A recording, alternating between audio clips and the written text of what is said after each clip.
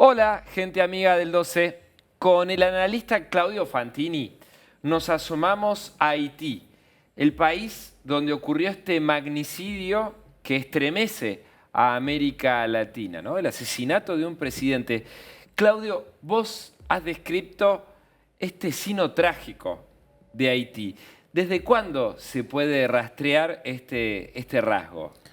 Sí, Federico, vos sabés que pareciera que Haití es un país signado por la tragedia desde sus orígenes, ¿no? En la última década nomás, el terremoto que borró prácticamente Puerto Príncipe, la capital, en el 2010, en el 2016, un huracán devastador, llega además la pandemia en un país donde la sociedad está desguarnecida, donde prácticamente no hay un sistema sanitario mínimamente en pie. Todo junto parece ocurrir siempre y de la peor manera en esta porción de la isla La Española, isla que comparte con República Dominicana.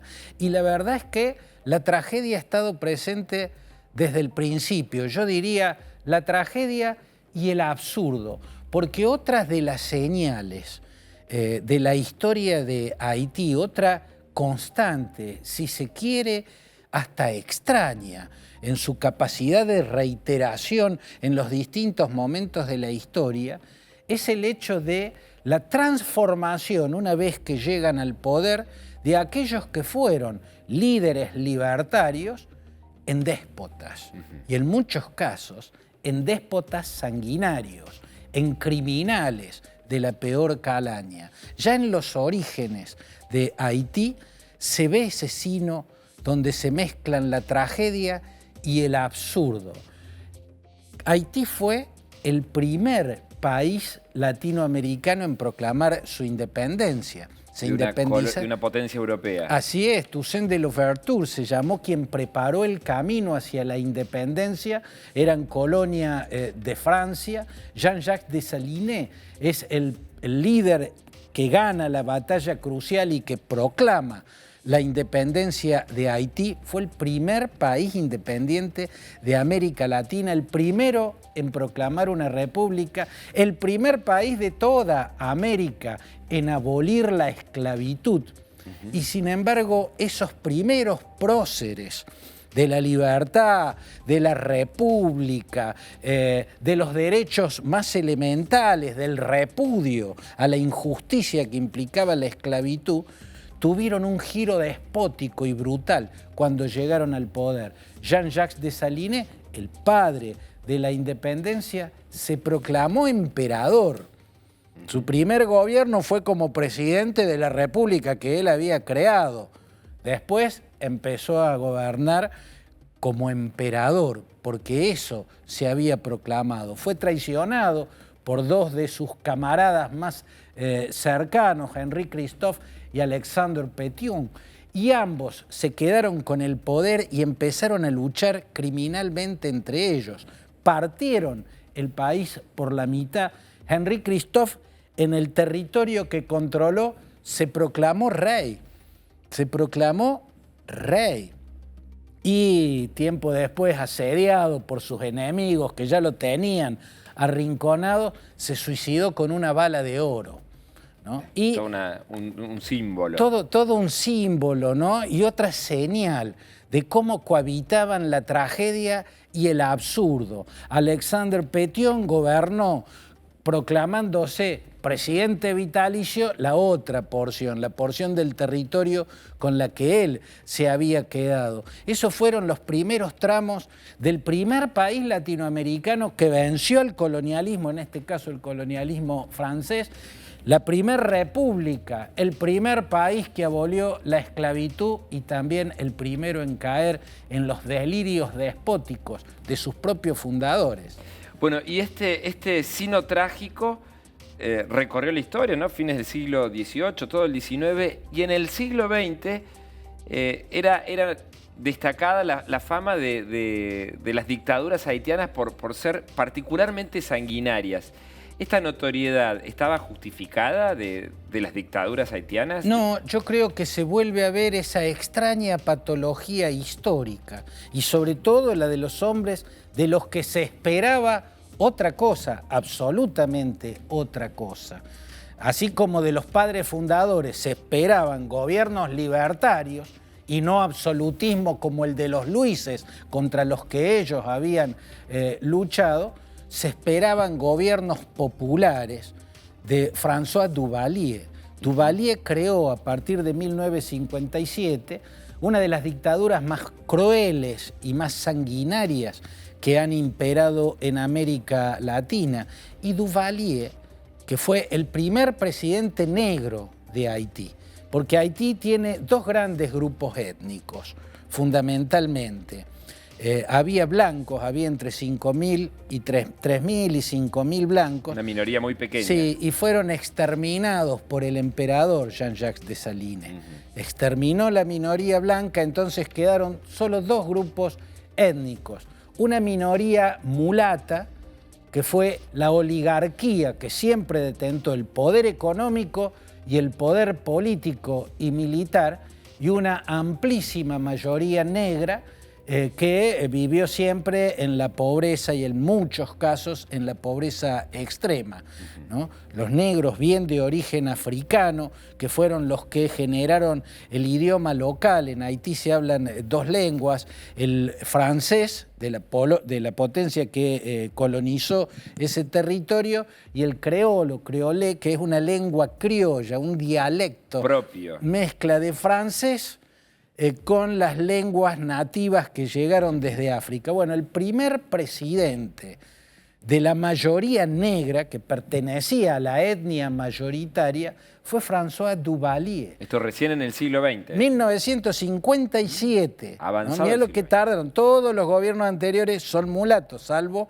el de los padres fundadores, Jean-Jacques Dessalines, por ejemplo, que era negro. Claro. Pero en el tema de François Duvalier, no solo pertenecía a la mayoría negra, sino que Duvalier era un médico rural, a quienes sus pacientes más humildes, agradecidos porque los atendía gratis, a los que no tenían dinero para pagarle absolutamente, lo llamaban papá doc, ¿no es cierto? El papá doctor.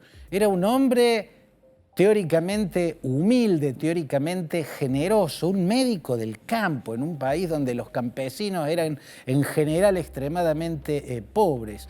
Ese hombre, cuando llegó al poder, que llegó por las urnas en 1957, empezó a construir una dictadura atroz, una de las dictaduras más criminales y crueles que hubo en el continente, en América Latina. Y había competencia, ¿no? Asesinaba sistemáticamente, sobre todo a través de un cuerpo que había creado, que se llamaban los Tontons Macuts, ¿no? Que eran una fuerza parapolicial que respondían directamente al dictador François Duvalier y torturaban y asesinaban a todo aquel que mirara mal al dictador, ¿no? Y su hijo, Jean-Claude Duvalier, se hizo cargo del poder a la muerte de su padre. Conocido internacionalmente como Baby Doc. Como Baby Doc. Porque era justamente el hijo de Papá Doc. Era el hijo. Atemorizó, bueno, en Haití son muy fuertes ciertas leyendas, la magia negra, los zombies, ¿no? Los zombies tienen su origen en las leyendas de Haití.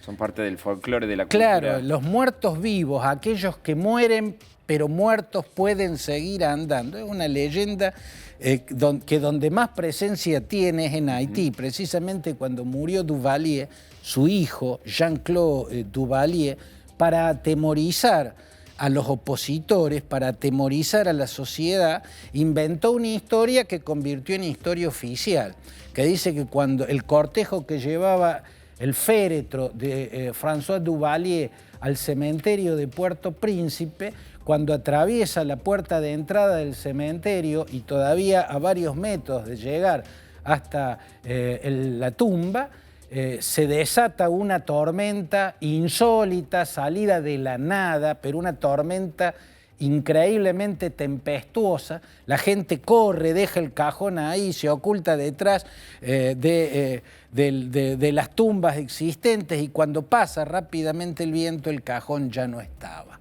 Ahí nace la leyenda de que Papá Doc se había convertido en un zombie y que iba a atacar como zombie a todo aquel que amenazara al gobierno de Jean-Claude, al gobierno de su hijo. Esas historias en muchas partes del mundo pueden sonar descabelladas. Fantasía, claro, en Haití pueden sonar ridículas. En Haití hay sectores del pueblo donde todavía predominan ciertas creencias, están muy enraizadas y tienen su efecto. Jean-Claude Duvalier fue tan criminal y tan corrupto como su padre.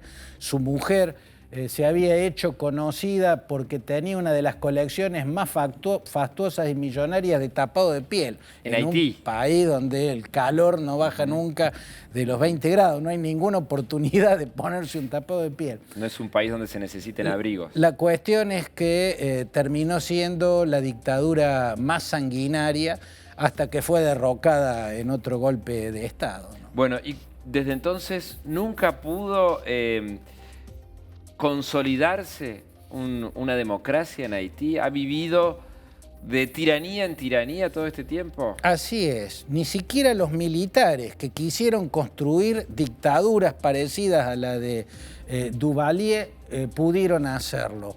Henry Namphy, que fue el general que derrocó a Jean-Claude Duvalier, duró muy poco. La suya fue una dictadura débil, igual que la de Leslie Manigat, la de Prosper Avril, ¿no es cierto? Todos los aspirantes a dictadores que llegaron después no pudieron superar la crónica debilidad que se adueñó de la política. De ahí todos fueron gobiernos débiles. Después de la última dictadura, que fue la más criminal de todas, todos los demás fueron gobiernos patológicamente débiles.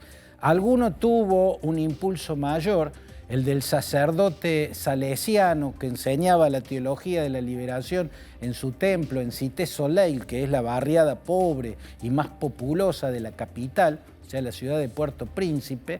Hablo de Jean-Bertrand Aristide. Él había creado un partido de izquierda, la Valas, se llamó Avalancha, quiere decir. Con mucha reputación internacional, socios... Sí, porque fue un personaje muy particular, llegó con mucha fuerza, mucha promesa de democratización, tuvo también rasgos autoritarios. En la política de Haití es muy difícil no tener rasgos casi autoritarios. La única constante esa. Es casi la única constante y es muy difícil también gobernar sin ser desestabilizado, porque el autoritarismo no está solo en los que llegan al poder, sino que también en los que quedan en la oposición. La cuestión es que Aristide tuvo alguna fuerza, fue derrocado, lo derrocó un militar que también construyó una dictadura débil, el general Raúl Cedras, ¿no? Uno de los pocos militares de ultraderecha de América Latina que fue derrocado por Estados Unidos para reinstalar un gobierno de izquierda. Estados Unidos lo derrocó al general Cedras para reinstalarlo a Aristide. René Préval, el sucesor de Aristide, que era de su mismo partido, había logrado cierta estabilidad. Y en este caso estaba el gobierno del partido Tête Calais de Michel Martelly, el anterior presidente, que había logrado una continuidad con este presidente, Moïse, el que acaba de ser asesinado, Jovenel Moïse. Él estaba experimentando el mismo tipo de transformación. La oposición y el Poder Judicial decían que su mandato había terminado, él sostenía que iba a terminar el año que viene ese mandato, una discusión desopilante, que no se sepa cuándo termina el mandato de un presidente. Lo que pasa es que para el Poder Judicial y la oposición su mandato comenzó cuando terminó el gobierno del antecesor, Martelly. Para él comenzó cuando él asumió la presidencia y eso ocurrió en el 2017. Lo que está claro es que no hubo las elecciones legislativas en el 2018, no había poder legislativo y estaba impulsando iniciativas de sesgo autoritario, entre ellas la construcción de un aparato de inteligencia que parecía más vale un instrumento de poder total. En ese trance estaba Haití cuando ocurre este magnicidio. Sí. Con eso no lo estoy juzgando, no, claro. Creo que el autoritarismo es la patología crónica y está en todos los sectores de la sociedad, pero en todo caso es parte de la tragedia, el signo trágico de ese país, que es la tragedia y el absurdo. Por eso Hay un antiguo error desde mi punto de vista. Siempre se atribuyó que García Márquez fue el gran creador del realismo mágico, este género literario tan alucinante y tan latinoamericano. Yo creo que fue el novelista cubano Alejo Carpentier, y que inauguró, sí, él lo llamó lo real lo real fantasioso, un término por el estilo, no usó el término realismo mágico. Pero estaba emparentado con el término realismo Cuando uno mágico. se asoma al libro El siglo de las luces, de Alejo Carpentier, ahí encuentra la primera obra del realismo mágico, y Carpentier se inspiró en Haití. En Haití. Ahí encontró los rasgos tan particulares que generaron un género literario tan prolífico y tan frondoso. Claudio, un placer, como siempre. Gracias. El gusto es mío, Federico.